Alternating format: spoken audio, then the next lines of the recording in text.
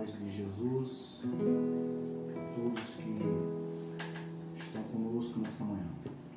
Vamos aguardar aí mais uns minutinhos aí, esperar que os nossos irmãos comecem a entrar, para que a gente possa vir estar orando, lendo a palavra, louvando ao nome do Senhor e engrandecendo ao nosso Deus.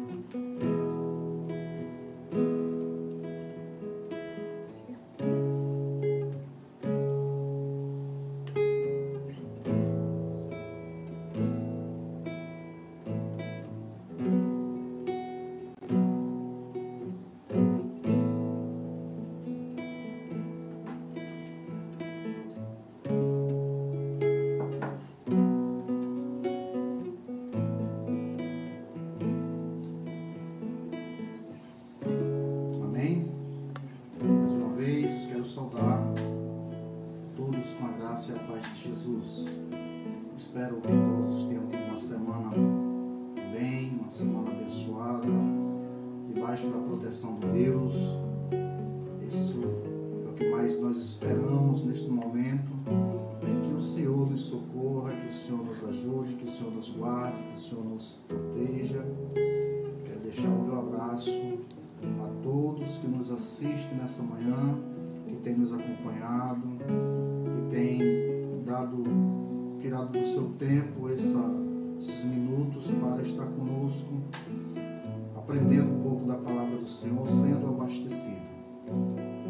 Essa semana, no nosso culto de meio de semana, na direção do nosso irmão Elias Carneiro, o Senhor me trouxe uma palavra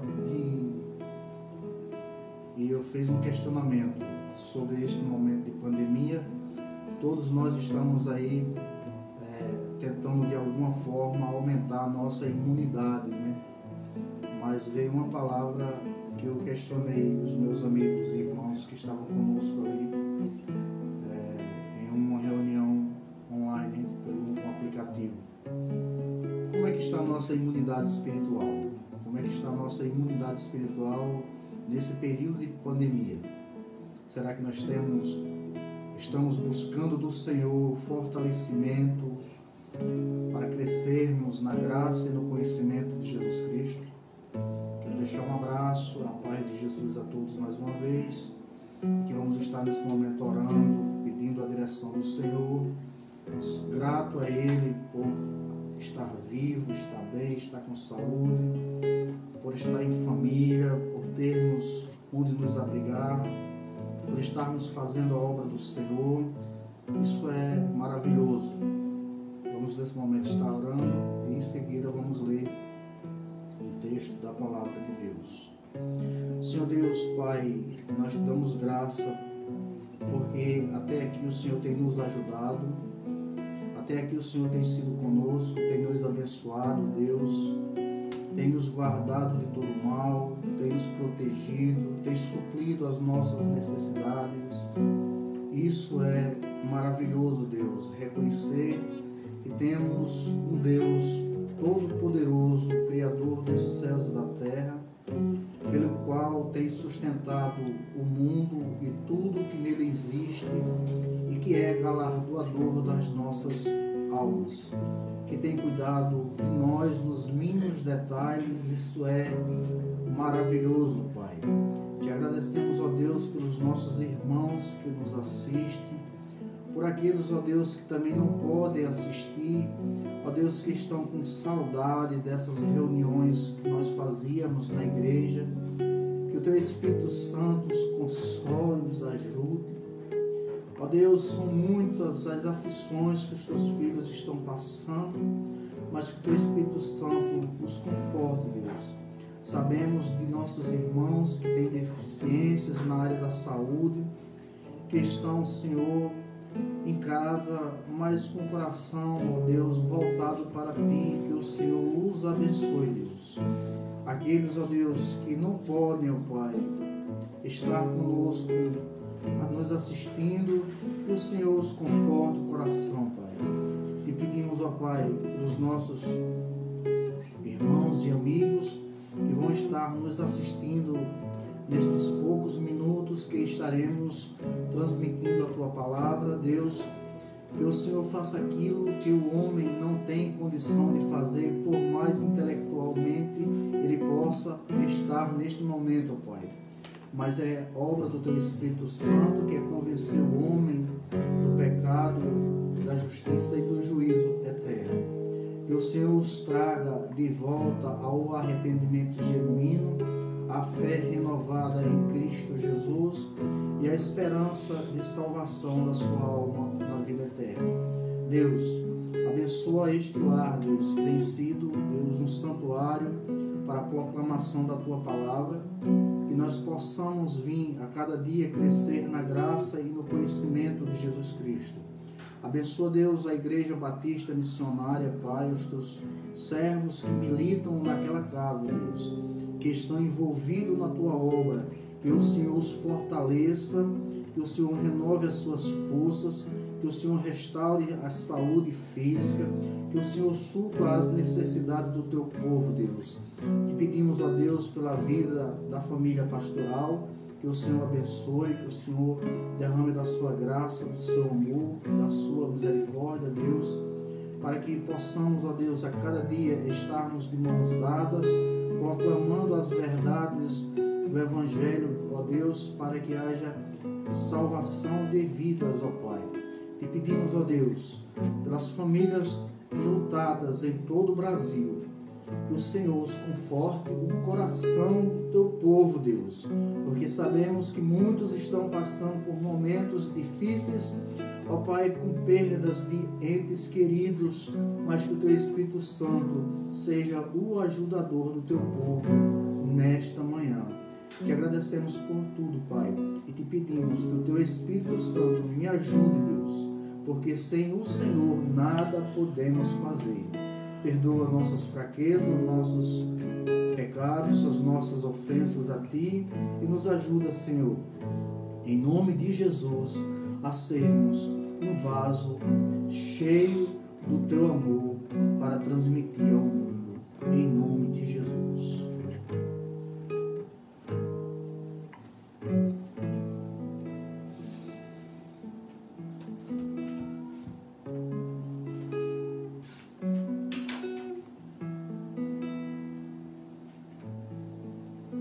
Leitura bíblica dominical desta manhã. A gente vai estar lendo o Salmo 34, alguns versículos. Esse Salmo de Davi é um salmo que ele tem um significado muito profundo. Davi era um homem segundo o coração de Deus, um adorador por excelência, um dos maiores escritores dos salmos de adoração ao Senhor nosso Deus. E em momento de crise na vida dele, em um momento de perseguição, em um momento de aflição, em um momento onde tudo estava dando errado, mas Davi se refugiava em Deus. Davi não pediu para ser rei, Davi não pediu para ser pastor de ovelhas, Davi não pediu para ser um levita da casa do Senhor, mas o Senhor o escolheu, assim como escolheu a mim, escolheu a você para fazer a sua obra. E Davi, quando ele enfrentou os desafios da sua vida, ao ser chamado para ser comandante do rei Saul, para servir ao rei Saul em seus exércitos, e Deus estava com Davi em tudo que ele fazia, e ele prosperava e tinha êxito em suas batalhas. Despertou ciúmes e inveja naquele rei, porque o rei já via que o reino dele seria tirado e dado a Davi. O rei Saul começou a perseguir a Davi, a querer matá-lo, a querer tirar a vida de um homem justo, um homem que servia ao rei com lealdade. E Davi teve que se fazer de louco para escapar do exército do rei Abimeleque. Quando Davi chega a apresentar-se àquele rei dos filisteus, porque fugia de Saul, porque Saul queria matá-lo, e Davi se refugiou no exército do inimigo, se fez de louco, e o rei olhou e disse: esse não é o Davi, este homem é um louco. E nesse salmo, nesse período, Davi compôs esse salmo 34, que eu recomendo aos irmãos que depois leiam. Eu não vou ler ele todo, eu vou ler os versos 4 ao verso 10, mas seja uma leitura instrutiva aí, para que os irmãos possam estar lendo. E Davi diz: busquei ao Senhor e Ele me acolheu, livrou-me de todos os meus temores. Os que olham para Ele ficarão radiantes, o rosto deles jamais se cobrirá de vexame. Clamou este filho e o Senhor o ouviu e o livrou de todas as suas angústias. O anjo do Senhor acampa-se ao redor dos que o temem e os livra. Provem e vejam que o Senhor é bom. Bem-aventurado é quem nele se refugia. Temam o Senhor, vocês que são seus santos, pois nada falta aos que o temem. Os leãozinhos passam necessidade e sentem fome. Porém, os que buscam o Senhor, bem nenhum lhes faltará. Amém? Palavra instrutiva para nossas vidas. Felipe e Ivanilda, minha esposa, vai estar louvando ao Senhor. Saudações, irmão, com a paz do Senhor. Vamos louvar a Deus. Desculpem aí pela voz um pouquinho, eu acordei um pouco resfriado, mas é tudo para a honra e glória do nome de Jesus.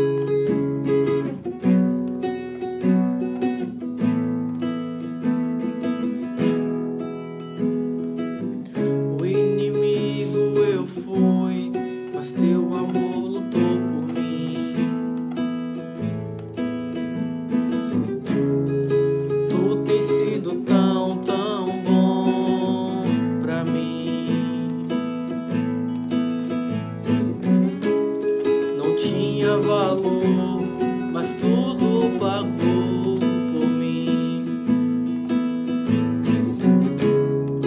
Tu tem sido tão, tão bom pra mim.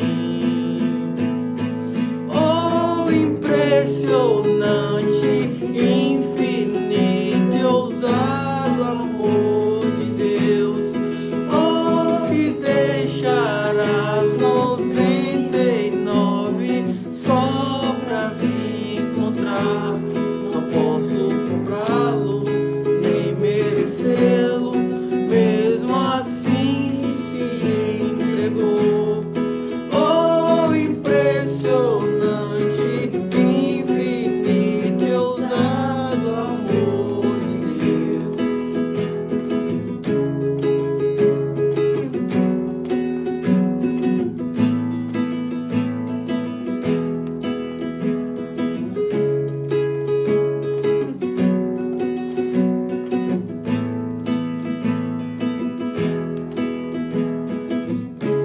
Traz luz para as sombras, escala as montanhas pra me encontrar. Derruba as muralhas, destrói as mentiras pra me encontrar. Traz luz para as sombras, escala as montanhas pra me encontrar. Derruba as muralhas, destrói as mentiras pra me encontrar. Oh, impressionante, infinito e ousado amor de Deus. Oh, que deixarás 99 só pra me encontrar. Não posso comprá-lo, nem merecê-lo, mesmo assim se entregou. Oh, impressionante, infinito e ousado amor de Deus.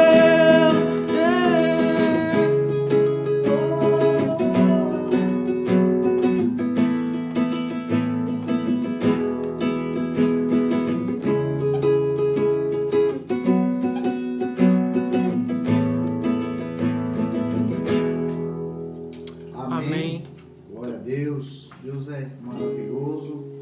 Lembrando aos nossos irmãos que compartilhem. Seja um vaso de bênção nas mãos de Deus, disseminando a palavra do Senhor através das redes sociais. Quando você compartilha na sua página, outras pessoas vão estar ouvindo a palavra de Deus. Embora que seja em curto período, mas é o suficiente para Deus fazer a obra na vida dessa pessoa. Se nós tivéssemos 50 pessoas nos assistindo e 50 pessoas compartilhassem suas páginas, a palavra de Deus ia ter um alcance maior. Veja como é importante a gente compartilhar um momento como esse. Nós compartilhamos tanta coisa fútil nas redes sociais que às vezes não edificam a ninguém, às vezes até produz um efeito contrário.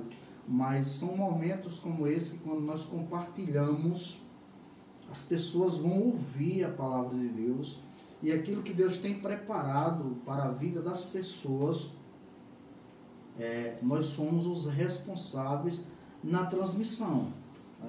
Tem coisas que Deus espera que nós façamos. Pregar o Evangelho, por exemplo, é nossa obrigação sermos transmissores das boas novas, porque os anjos pediram a Deus para pregar o Evangelho, para ministrar a palavra aos homens, mas Deus não os permitiu e deixou para nós essa responsabilidade. Então, uma forma de você evangelizar hoje é você compartilhando em suas redes sociais todos os trabalhos que estão sendo feitos por sua igreja. Se você ama a sua igreja, se você valoriza os seus irmãos que militam, que estudam, que se preparam para estar ministrando a palavra do Senhor, não seja egoísta de querer essa bênção só para você, mas transmita para os demais, para que seus familiares sejam abençoados, para que seus amigos que estão na sua página do Facebook, do Instagram, também possam ser abençoados. Então a gente está pedindo que você, meu irmão, minha irmã, meus amigos também, que eu já compartilhei na minha página, possam compartilhar também nas páginas de vocês, porque Deus irá trabalhar através deste momento que nós estamos enfrentando, que estamos transmitindo as mensagens via lives, para que outras pessoas também possam ser alcançadas, né? A forma que Deus trabalha é desconhecida aos nossos olhos, porque Deus, ele transforma o caos em bênção para nossas vidas. Quantos benefícios nós não estamos já de posse devido a este momento de pandemia. A gente não podemos enxergar só o caos, mas também tem coisas benéficas e boas, né? Eu acredito que a gente está tendo uma facilidade maior de transmitir a palavra via o Facebook, via o Instagram, e outras pessoas estão alcançando, pessoas que jamais nós iríamos sermos o transmissor dessa mensagem se fosse pessoalmente, mas cabe a nós, foi dado a nós a responsabilidade, né? A mensagem que nós estamos falando aqui hoje pode ser ouvida aí por pessoas fora do Brasil, fora do nosso convívio, através das redes sociais. Então cada um faça a sua parte e deixe que o Espírito Santo de Deus irá se encarregar de direcionar e fazer a obra que deve ser feita. Amém? Deus abençoe a todos que estão conosco nesta manhã. Quero deixar um abração aí a Hilda Andrade, a Vanessa Araújo, um abraço na sua mamãe, Diaconisa Arlete. Diga a ela que Deus é o nosso refúgio e a nossa fortaleza e socorro bem presente na hora da tribulação. Um abraço à nossa Diaconisa Arlete. Também quero deixar um abraço à nossa Diaconisa Carmen. Estive ontem ali no seu prédio, a gente se falou, ela do apartamento dela lá no 3º andar e eu embaixo pela grade, né? Abraço minha irmã, Deus seja com a senhora, lhe dando saúde, lhe protegendo de todo mal, para que em breve nós possamos estar na nossa igreja fazendo aquilo que nós amamos. A irmã Carmen, ela é a nossa ajudadora na escola bíblica dominical, está ali nos ajudando ali na supervisão da escola bíblica dominical da Igreja Batista Missionária em Barra de Jangada. Está conosco, nos ajudando, nos auxiliando. Aos demais professores, eu deixo uma palavra de incentivo para que vocês não venham de maneira nenhuma deixar de acompanhar, de fazer o acompanhamento dessas lições, de estar lendo essa lição em casa, de estar se edificando da palavra de Deus, para que possam estar cheios, para quando nós retornarmos com nossos trabalhos no templo, vocês estarem ali fazendo com excelência o trabalho do Senhor Jesus. Dando estes avisos, vamos dar início e a conclusão da lição 10 da revista que estamos ministrando as aulas, né? Como nós temos sempre feito, a essa apresentação estamos estudando a carta de Paulo, a segunda carta de Paulo aos Coríntios, e já estamos na segunda revista desta série, né? Essa revista, nós já estudamos a primeira revista, que abrangeu toda a primeira carta de Paulo aos Coríntios, e entramos já na segunda revista, na segunda carta de Paulo, né, aos Coríntios, estudando aí, lendo todos os capítulos, estudando a lição, lendo alguns comentários que nos é sugerido, e temos aprendido aí com com esta revista muito. Nós, a semana passada, nós iniciamos a lição de número 10, que tem por título Um Tesouro para Levar e Distribuir. Fizemos a leitura do capítulo 4 de 1 Coríntios, acredito que até o verso 8, porque a gente está fazendo essa leitura e, ao mesmo tempo, já acompanhando os tópicos da lição.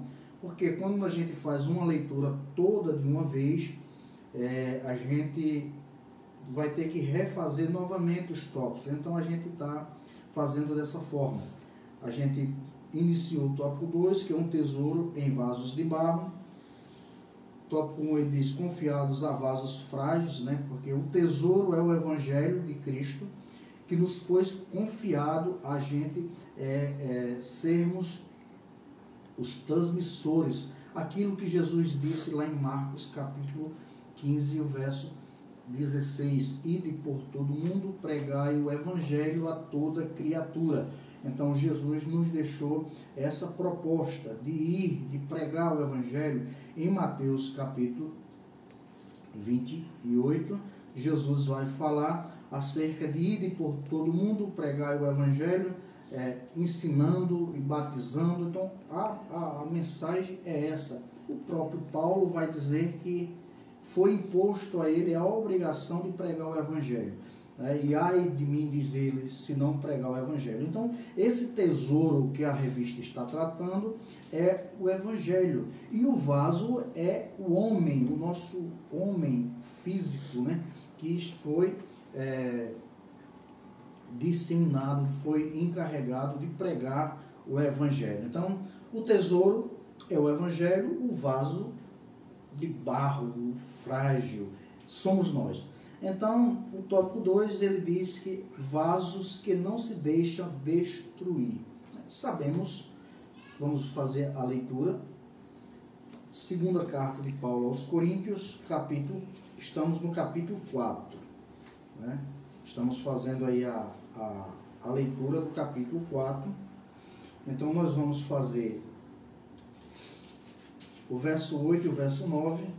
Vou estar usando uma Bíblia de um fácil entendimento. Nós temos aqui a Almeida, nós temos a NVI, mas nós vamos fazer na nova Almeida atualizada. Tem um entendimento bem mais fácil para aquelas pessoas que nos acompanham, que não têm o hábito da leitura da palavra de Deus, Poderíamos dizer assim. Então, o verso 8 e o verso 9 da segunda carta de Paulo aos Coríntios diz o seguinte: vocês já estão fartos, tá? Não, perdão, eu estou lendo a primeira carta, a segunda carta.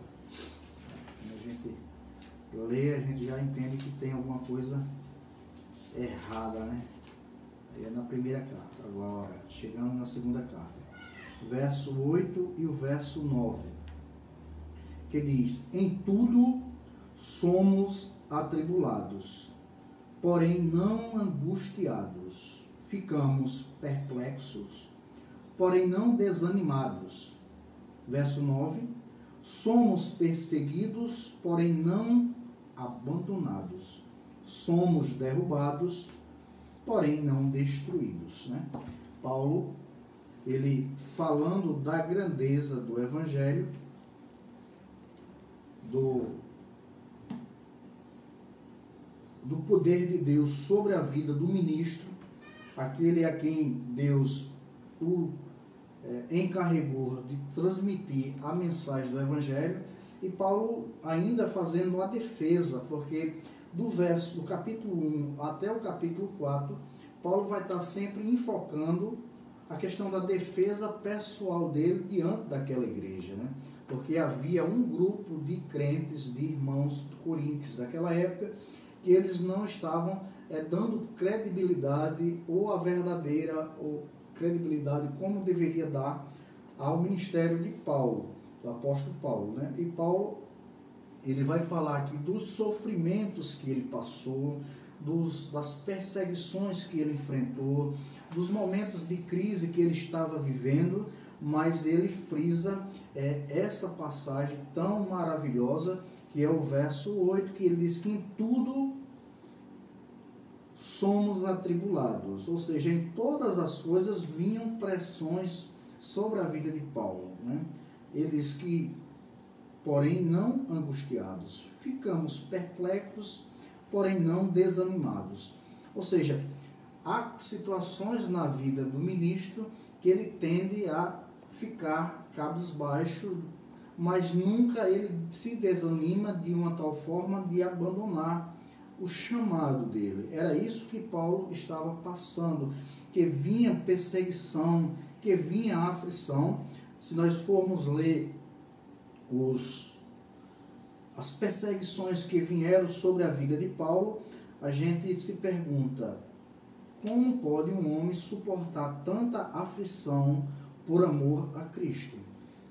Como pode um homem suportar tanta dor, tanto sofrimento, mas mesmo assim transmitir a alegria, transmitir o amor, não ter murmuração, não ficar angustiado ao ponto de dizer assim, não vou mais servir a esse Deus. São inúmeros os versículos onde a gente lê Paulo sendo chicoteado, preso, acorrentado, apredejado, sofrendo naufrágio, fome, nudez, perseguição, e entre outras, enfrentar o martírio. Mas ele tinha isso como um incentivo a caminhar servindo a Cristo. E ele diz aqui, vasos que não se deixa destruir. Sabemos que o vaso, ele é um elemento frágil, ele é um elemento feito de argila, de barro, e dentro desse vaso se guardava valiosos tesouros. A gente temos conhecimento que grande parte dos escritos do Novo Testamento, por cerca de muitas cópias, foram guardados dentro de vasos. A gente teve achados arqueológicos nas cavernas de Qumran, aonde estavam intactos ainda os fragmentos dos escritos joaninos e de outros escritores bíblicos do Novo Testamento, guardado por mais de 2.000 anos, mais de 1.900 anos, quase 2.000 anos aí, guardados. O vaso, ele protegeu, o vaso, ele, por ser frágil, por ser de barro, mas ele protegeu aqueles escritos valiosos. O vinho naquela época era estocado, era guardado em vasos de barro, vasos feitos de barro. Há um comentário bíblico que eu li acerca de vasos, onde um certo sábio foi questionado por um monarca acerca da sua sabedoria. Por ser ele um homem de uma aparência não muito desejável, poderíamos dizer ser um homem de uma aparência meia desproporcional à sua sabedoria, à sua inteligência. E a filha daquele monarca chegou e questionou: como é que pode você ser um homem tão feio, mas com conhecimento tão elevado, com a sabedoria tão desejável, tão algo sublime, mas você ser tão feio? Aí ele disse que os melhores vinhos era guardado em vasos de barro. Já que você, sendo princesa, por que não manda seu pai fazer vasilhas de prata, vasilhas de ouro, e guardar o vinho que é tão precioso em uma vasilha de ouro tão bonita? Assim ela tomou aquele conselho e foi e mandou que fizesse vasilhas de ouro e de prata para guardar o melhor vinho. Mas com o passar do tempo, quando foram tomar aquele vinho, o vinho estava amargo e perdeu o seu sabor original. Aí o rei voltou e disse: por que isso? O que aconteceu? Aí ele falou: não, porque ela me questionou, porque sendo eu tão feio, eu sou portador de conhecimento, de inteligência, de sabedoria, e assim eu falei que os tesouros mais frágeis são aqueles que são recipientes para um conhecimento, para um tesouro tão valioso. Então fica a nossa palavra: nós somos frágeis, o nosso corpo se corrompe, a velhice chega, o cabelo fica branco, as rugas aparecem, mas em tudo o Espírito Santo de Deus se renova em nossas vidas. É por isso que Paulo diz: enquanto o nosso homem exterior se corrompe, o nosso espírito se renova e nos fortalece. Enquanto o nosso corpo exterior caminha para a sepultura, o nosso espírito, ele está caminhando para Deus. Por isso que é o vaso que não se deixa destruir.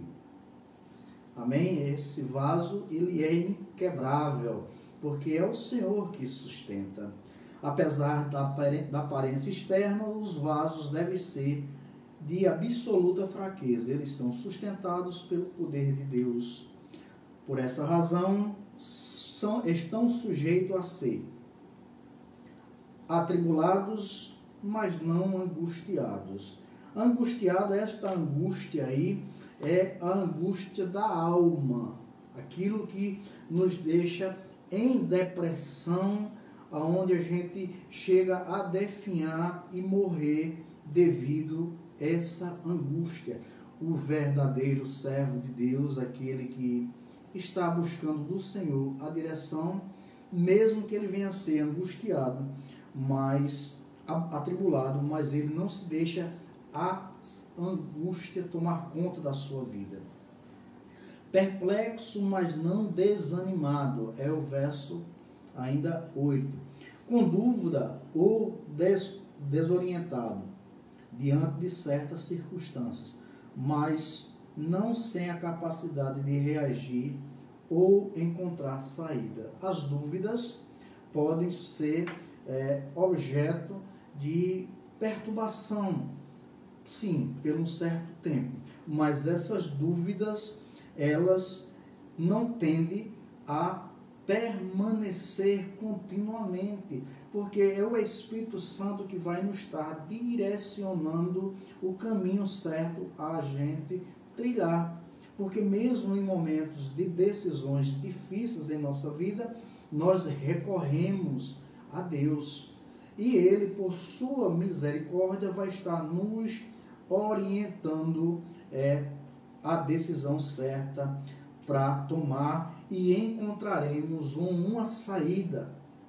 Eu costumo sempre agora, mais do que nunca, estar sempre recitando aquele verso do capítulo 12 de Romanos, o verso 2, onde ele fala ali, finalzinho do versículo, diz que a vontade de Deus é boa, santa e agradável. E Ele conhece a nossa necessidade e Ele vai estar suprindo as nossas necessidades, seja ela física, espiritual, emocional.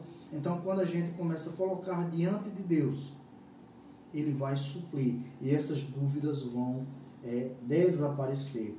Abatidos, mas não destruídos. Essa palavra abatidos no grego, ela vai dizer o seguinte: abater, derrubar violentamente. Era um termo usado para os gladiadores daquela época. Então nós somos abatidos, mas não somos destruídos. Há batalhas em nossa vida que perdemos, mas não somos destruídos totalmente. Nós nos levantamos e continuamos a seguir. Quem nunca tropeçou na fé? Quem nunca perdeu um pouco de entusiasmo na caminhada, em algum período na sua vida. Mas o Espírito Santo nos renova e nós continuamos a caminhada. Vítima de muitos golpes dos adversários, mas nunca arruinados a ponto de não poderem levantar e seguir avante a missão. Vasos que são expostos, do 10 ao 12, ele diz o seguinte: levamos sempre o nosso corpo, o morrer de Jesus, para que também a vida dele se manifeste em nosso corpo. Porque nós que vivemos, somos sempre entregues à morte por causa de Jesus, para que também a vida de Jesus se manifeste em nossa carne mortal. De modo que em nós opera a morte e em vocês a vida. Nesse contexto, há uma comparação entre o sofrimento dos servos de Deus e o padecimento de Jesus. Os dois primeiros versículos estão elaborados de forma paralela, de modo que a segunda frase contém a finalidade da atitude apresentada na primeira. Paulo, ele vai dizer aqui que levamos sempre no corpo o morrer de Jesus. O sofrimento de Jesus era o maior entusiasmo para os cristãos do primeiro século ali enfrentar as adversidades. Porque eles diziam: se o meu mestre, se o meu Senhor sofreu e padeceu por nós, também nós sofreremos e continuaremos a viver essa vida que ele nos pede para vivermos, para ministrar a palavra, para pregar o evangelho, para dar continuidade à missão de Jesus. Então Paulo diz: olha, o morrer de Jesus, a vida de Jesus para mim é morte, mas para vocês é vida, porque quando ele apresenta a Jesus e as pessoas têm a sua vida mudada, essas pessoas alcançaram vida através da morte de Jesus. E Paulo tinha o seu corpo como morrer para Cristo, sofria para Cristo, para que pessoas viessem a viver para Cristo.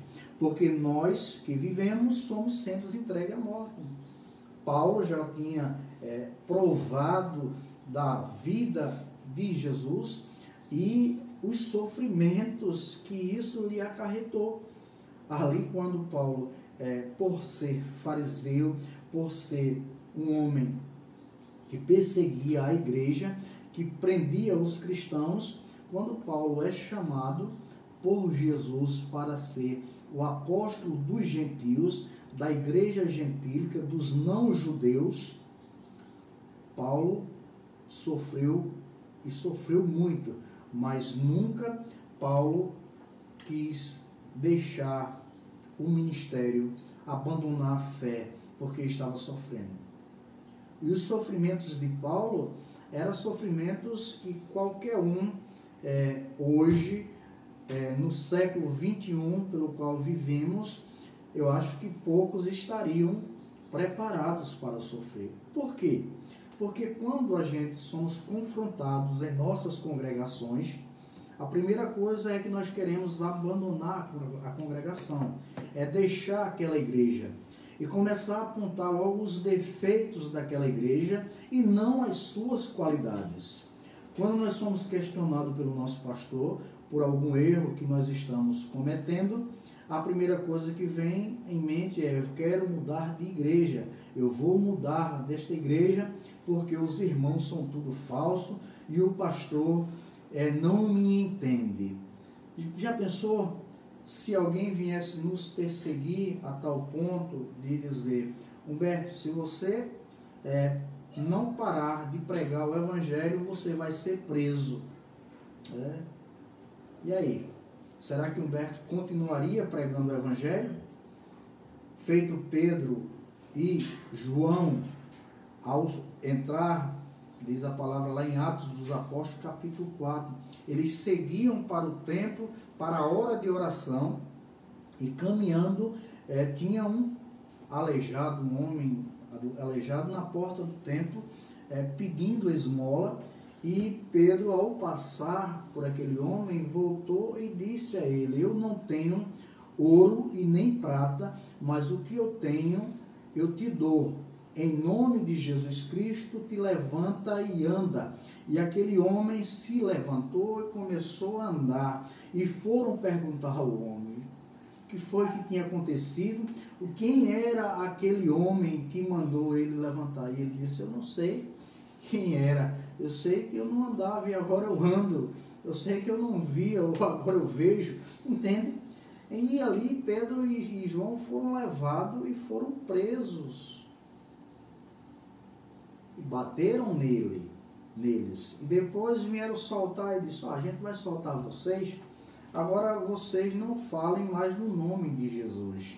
E Pedro disse, importa mais a nós obedecermos a Deus ou a vocês?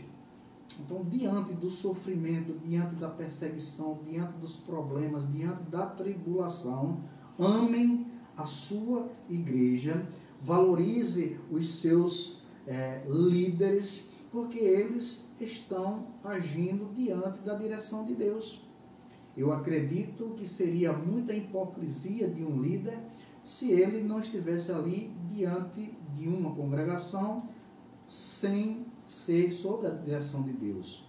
Eu acho que Deus não vai deixar a sua igreja ser regida por um impostor. Você acha que Deus vai deixar a sua igreja ser regida pelo impostor? Então Paulo, ele sofria as aflições, mas ele amava a igreja de Corintos ao ponto dele dizer assim, eu morro todos os dias, eu estou sujeito a sofrer por vocês enquanto vocês têm vida. Somos expostos todos os dias a sofrimento, a perseguição, a tentação, a problemas contínuos e diários. Mas o apóstolo Pedro, ele vai dizer que se a gente sofrer por ser cristão, se nós sofrermos por servirmos a Deus, isso deve ser motivo de alegria e não de tristeza. Se alguém lhe afrontar porque você serve a Deus, não revide, mas se alegre no Senhor, porque é motivo de alegria para você. Se alguém lhe persegue porque você é cristão, porque você serve a Deus, se alegre no Senhor, porque isso é motivo de alegria. Eu estava... O filme, eu esqueci o nome do filme, né? Eu assisti esse filme com Nilda agora há pouco, umas semanas atrás aí, aonde um homem desempregado, e até carpinteiro ele, e procurando um emprego, a casa já estava hipotecada, né? Sem dinheiro para pagar suas despesas, e ele sai para arrumar um trabalho. E quando chega lá, a empresa que o chamaram, quando ele chegou lá já tinha contratado um outro técnico nessa área, e ele saiu desesperado pela rua andando, e havia aí naquele bairro um homem que ia fazer um serviço na sua casa e tinha sido recomendado um profissional naquela área com o mesmo nome dele, desse rapaz. E quando ele chega, fica parado na frente da casa, e o dono daquele serviço chama o nome desse homem, e ele entra ali e começa a trabalhar, sendo que não era o homem pelo qual foi indicado, né? Que ele estava doente. E ali começa aquele processo, e esse homem gostou do serviço, e quando toma toda a consciência do assunto, indica ele para uma grande empresa, e ele vai trabalhar em uma grande empresa. E lá o chefe, por ver a desenvoltura do trabalho daquele homem, por ver que ele era um cara dedicado, responsável, resolve dar uma promoção a ele. Chama ele em seu escritório e diz, olha, tem um cargo de chefia para você, você quer? E ele diz, quero. Ele diz, agora tem um porém. Nessa empresa, que era uma transportadora, vai ter cargas que vai vir para cá, mas no relatório você vai omitir alguns produtos. Esses produtos vão ser descarregados em outro galpão e não fica aqui. Ou seja, estava havendo um desvio de mercadoria. para você ficar, você tem que concordar com essas falcatruas. E deu, no outro dia, de 10 horas, ele tinha que dar a resposta. E ele foi para casa triste porque ia perder o emprego se ele não aceitasse essa forma de trabalho. E quando saiu de manhã, a esposa já ficou temerosa, e quando chegou lá, e o homem chamou ele no escritório e disse: você já tomou sua decisão? Ele disse: tomei. Eu prefiro não ficar trabalhando se for necessário, mas para mim omitir, para me mentir e falsificar notas onde as mercadorias não vão ser distribuídas como está no relatório, para mim eu não fico. E aquele homem disse: você é o homem certo para esse serviço, que eu não colocaria alguém para chefiar a minha empresa se não tivesse total confiança naquilo que ele iria fazer, porque 5 já foram reprovados, porque aceitaram essa forma que eu tinha sugerido. Mas você, eu vejo que é um homem que não se corrompe. Então nós vamos ser tentados, nós vamos ser atribulados, nós vamos ser perseguidos, mas aquilo que Pedro falou, se nós estamos sendo tentados, atribulados e perseguidos, porque nós servimos a Deus e pregamos o Evangelho, isso deve ser motivo de alegria para nossas vidas. O tópico 3, ele vai citar o seguinte: razões para não desanimarmos na tribulação, na distribuição do tesouro. Ora, sabendo que o tesouro é o Evangelho, então nós vamos ter aqui alguns pontos que vai nos ajudar para não desanimarmos na distribuição do tesouro. Primeiro é o sustento diário. Vai faltar. Vai ter dia que vai faltar. Vai ter dia que não vai ter dinheiro para que a gente possa desfrutar de algo que nós queríamos assim fazer. Mas isso não é razão para a gente se desesperar, para a gente ficar abatido. Não. A forma de Deus trabalhar em nossa vida é surpreendente, meus irmãos. Eu fico imaginando e agora entendendo, porque a vontade de Deus é boa, perfeita e agradável para nossas vidas. Então nós temos algumas razões para a gente não desanimar. Eu sirvo a Deus, eu faço a vontade de Deus, mas sobrevém tanta perseguição, tanta aflição, uma escassez financeira em minha vida, a gente não consegue guardar algum recurso. Não se preocupe. Deus, ele é supridor de todas as nossas necessidades. Assim como ele foi com o povo no Egito, quando ele tira o povo do Egito, e ele leva uma multidão. Irmãos, se você vai ler Gênesis capítulo 12, ali onde a saída, Êxodo capítulo 12, me perdoe, Êxodo capítulo 12, a saída do povo do Egito, a Bíblia diz que havia 600.000 homens, sem contar mulheres, crianças e os agregados, aqueles de outras nações do povo egito que seguia. E Deus mantinha todos os dias o alimento daquele povo, o sustento daquele povo. Não morreu ninguém de fome. Então, a primeira razão para a gente não desanimar em distribuir o tesouro que é o Evangelho, a pregar o Evangelho, a mostrar as verdades bíblicas e santas de Deus àqueles que estão caminhando para o inferno. Porque não tem outra razão, nem outra palavra pela qual eu possa colocar para ser uma coisa suave para a sua vida. Há 2 caminhos a ser trilhado, que é céu e é inferno. E nós temos que entender que não há meio termo nem arrumadinho. Ou o homem estar com Jesus seguindo para o céu, ou está afastado de Jesus, caminhando para o inferno. Me corrija se eu estiver errado, se há uma outra forma que eu possa falar sem que seja essas palavras. Mas aqueles que ministram a palavra, aqueles que foram chamados por Cristo para a salvação, também têm uma responsabilidade sobre si, que é falar do Evangelho. É mostrar Cristo através da sua vida.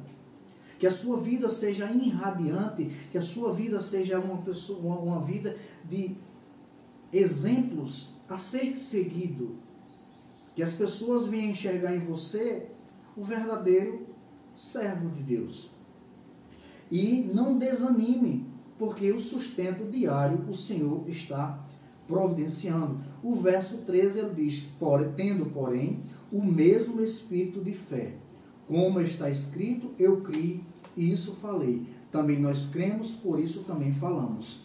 Paulo acreditou no chamado e fala desse chamado e fala daquilo que aconteceu, porque ele creu. Se você foi chamado por Jesus e você acredita nesse chamado, que Cristo lhe chamou para a salvação, Cristo também lhe chamou para você ser um anunciador das verdades eternas que é o Evangelho. E não se preocupe, porque o sustento diário o Senhor vai dar, vai trazer. Inúmeras são as vezes que o Senhor tem me abençoado. Parado, não estou trabalhando na empresa há um ano, mas o Senhor tem me sustentado. Eu estou vivendo na dependência de Deus. A cada dia o Senhor tem provido o sustento para minha família, para minha casa, e estamos bem, graças a Deus. O Senhor tem me sustentado, o Senhor tem provido. Entende como é as coisas? Quarta-feira eu estava trabalhando e alguém mandou uma mensagem para mim. Um jovem que eu não a vejo há mais de 5 anos. Esse jovem trabalhou comigo no Gran Parque. E esse jovem passou em um concurso de uma grande estatal, lá ainda. E ele foi morar no Rio e depois voltou para um outro estado, aqui mais próximo. E ele falou comigo pelo Zap e começou a fazer questionamentos. Onde eu estava, o que estava fazendo. Eu disse, eu estou parado, não estou trabalhando. Estou na dependência de Deus, dia após dia. E esse jovem, no final da conversa, disse, eu quero dar um presente a você.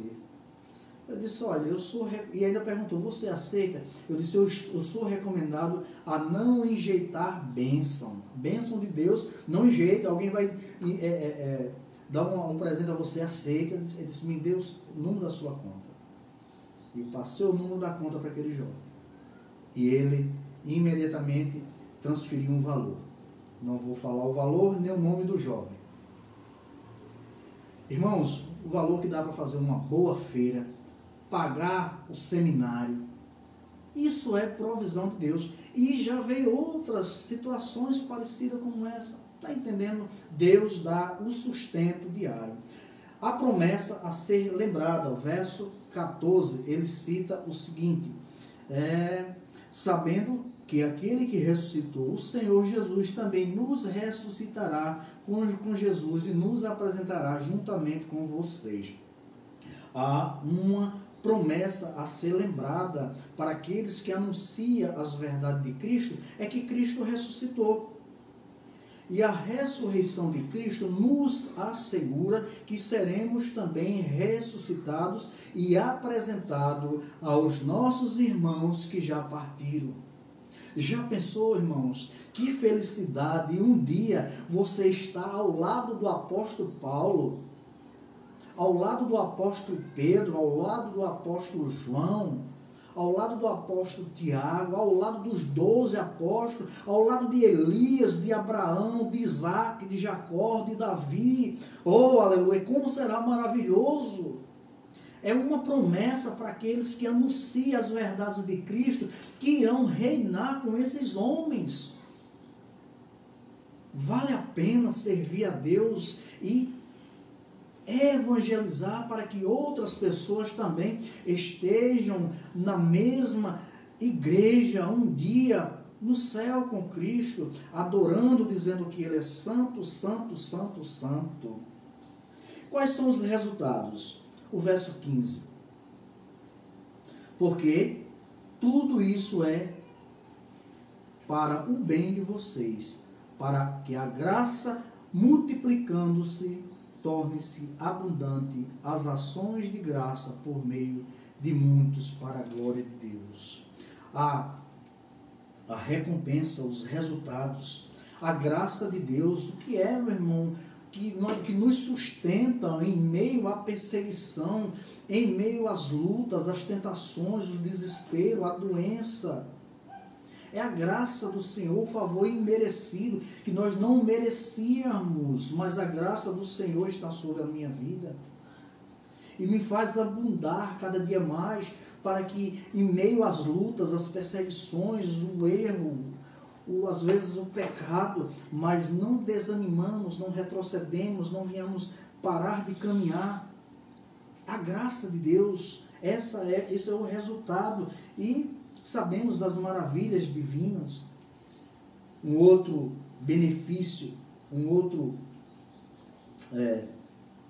resultado é a renovação diária. Meus irmãos, o verso 16 diz: por isso não desanimamos, pelo contrário, mesmo que o nosso ser exterior se desgaste, o nosso ser interior se renova a cada dia. Eu vou ler um comentário do autor Hernandes Dias Lopes. Meus irmãos, eu recomendo, comprem esses livros. São os livros exegéticos. O que é isso, Humberto? Isso não são teologias difíceis de entender, isso é exegese. Você já vai pegar o texto mastigado, já passado no triturador, e ele nos dá lições importantíssimas. Inclusive, o autor dessa revista recomenda esses livros para acompanharmos as lições. Faça um investimento na sua vida espiritual, para que você cresça espiritualmente também, sendo enriquecido. Sobre esse versículo 16, para não desanimarmos, veja o que o autor ele vai citar aqui na página 110. Ele diz: o nosso homem exterior é o nosso corpo. O nosso homem interior é o nosso espírito. O corpo fica cansado, doente e envelhecido, mas o espírito mais maduro, mais forte, mais renovado. O corpo enfraquece, mas o espírito renova-se. O tempo vai esculpindo em nossa face rugas profundas. Cada fio de cabelo em nossa cabeça, cada fio branco de cabelo em nossa cabeça, é a morte nos chamando para um duelo. Os nossos olhos ficam cansados, embaçados, as nossas pernas ficam bambas, os nossos joelhos ficam trôpegos e as nossas mãos ficam descaídas. Mas não há ruga em nosso espírito, não há fraqueza em nossa alma. Enquanto o homem exterior se corrompe, o nosso homem interior se renova. Amém? Veja como é importante a gente entender que o nosso corpo tende a se desgastar com o acúmulo de dias, com o excesso de trabalho, com as preocupações, com a doença, mas o nosso espírito se renova a cada dia e nos aproxima de Deus, porque Ele vai nos lapidando, Ele vai trabalhando o nosso caráter, Ele vai trabalhando nas nossas ações, aquilo que o autor bíblico vai dizer, que é o estado de santificação. Buscai a paz e a santificação, porque sem a qual ninguém verá o Senhor. É a renovação diária, é a busca pelo Senhor diariamente, através da oração, através da leitura da palavra, através de você ouvir a palavra de Deus, aquilo que o apóstolo Paulo vai falar em Romanos, que a fé vem pelo ouvir, e eu ouvi a palavra de Deus. A quem você tem dado ouvido? A voz do inimigo? A voz dos amigos? A voz daqueles que querem te afastar de Deus? O tópico 5, para a gente concluir, ele diz: o valor incomparável da glória, meu irmão. Para quem segue, para quem faz a vontade do Senhor, para quem está ministrando essas verdades, não tem sofrimento que o detenha. Porque ele sabe que o que o aguarda é muito superior às aflições que ele está sofrendo. Por isso que Paulo vai falar que essa leve e momentânea tribulação, o verso, acho que é o verso 17 do capítulo 4, é isso? Do capítulo 3, eu acho que é o verso 17, não, é o...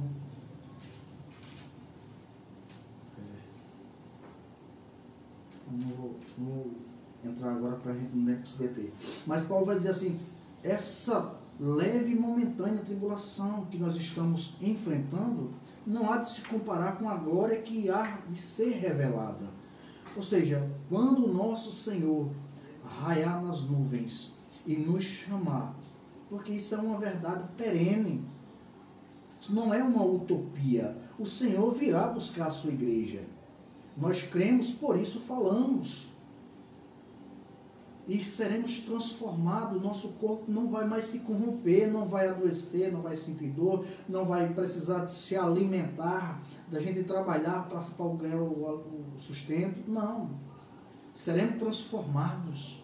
Iremos habitar com o Senhor. Isso é a glória que há de ser revelado. É incomparável. Não tem nada comparado a esse momento.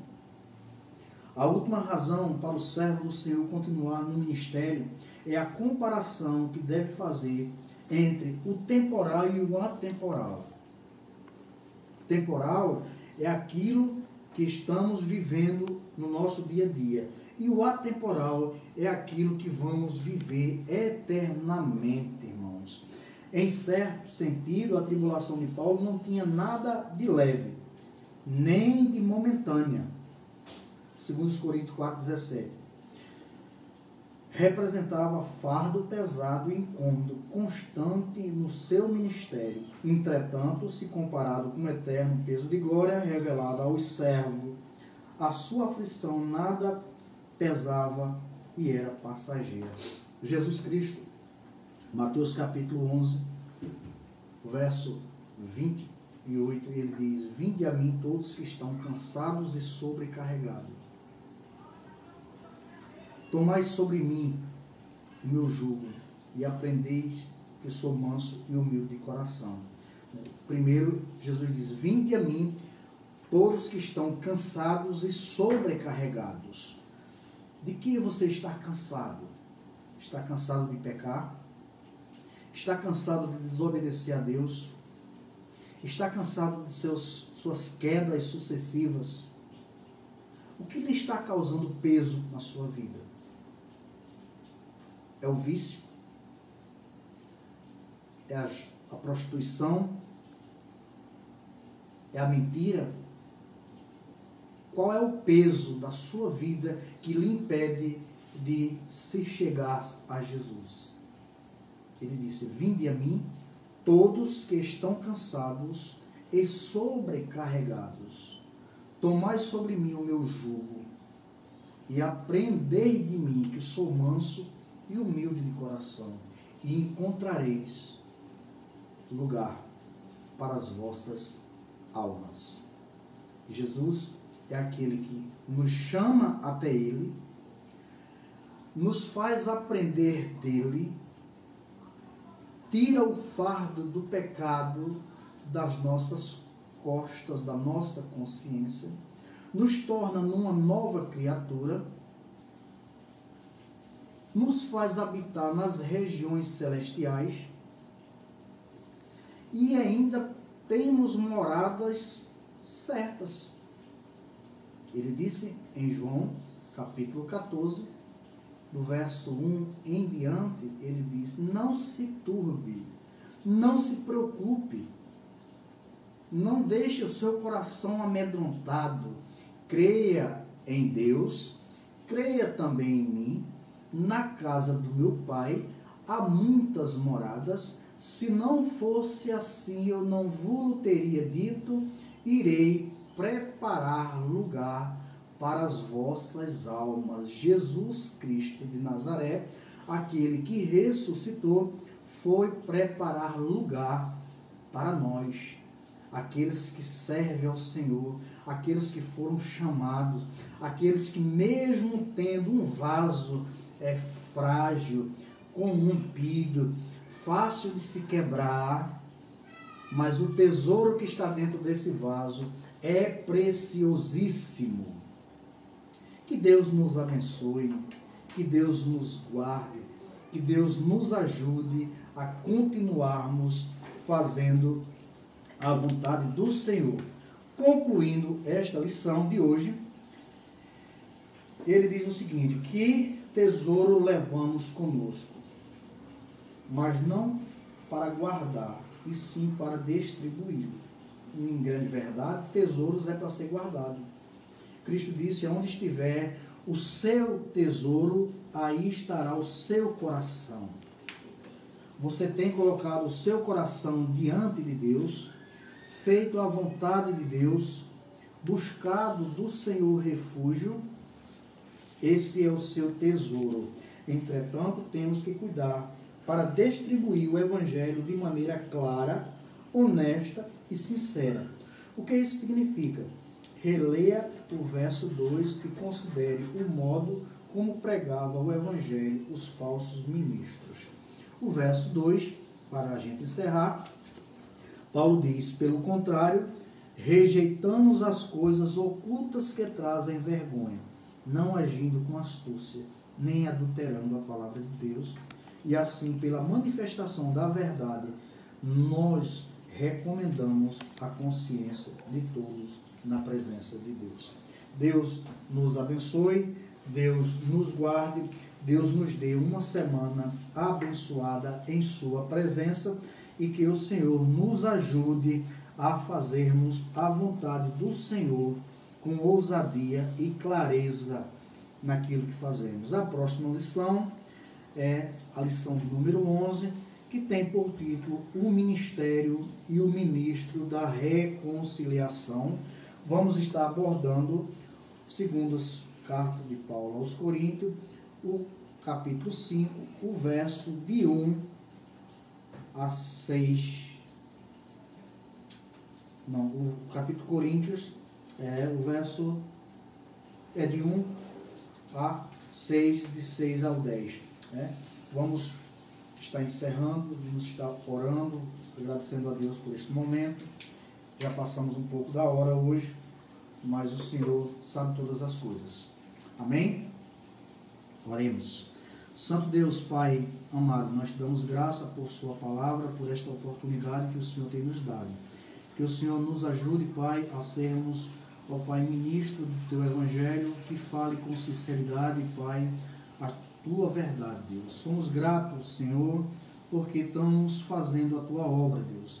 Um serviço, um trabalho de grande responsabilidade, mas o Senhor tem confiado a este vaso frágil um tesouro valioso para levar, Deus. Me ajuda, Deus, como ministro da tua palavra, como homem que está se preparando, Deus, para o ministério, que o Senhor nos ajude, Deus, a suportar, Deus, e enfrentar, Pai, as tentações, as provações, mas confiante no Senhor, Deus. Te pedimos, ó Deus, pelos nossos irmãos e amigos que ouviram a tua palavra, que o Senhor os possa trazer refrigério, trazer, Pai, uma reflexão em suas mentes, que possam ter sua vida, Pai, transformada pela ação do teu Espírito Santo. Somos gratos pela vida de Felipe, de Ivanilda, ó Pai, que nos auxiliaram nesta manhã, que o Senhor os abençoe, ó Deus. Te pedimos, ó Pai, que logo à tarde, à noite, o pastor possa estar trazendo uma palavra abençoada para teu povo, Deus. Nos ajuda neste momento de crise, ser com teu povo, trazendo tranquilidade, paz e esperança, Pai, de dias melhores, para que quando tudo isso passar, a gente podemos falar segundo o teu autor bíblico ensinava, Deus. Quando o Senhor restaurou a sorte de Sião, o povo estava cantando alegre como quem sonha. Deus nos ajude e seja conosco, no nome de Jesus. Amém.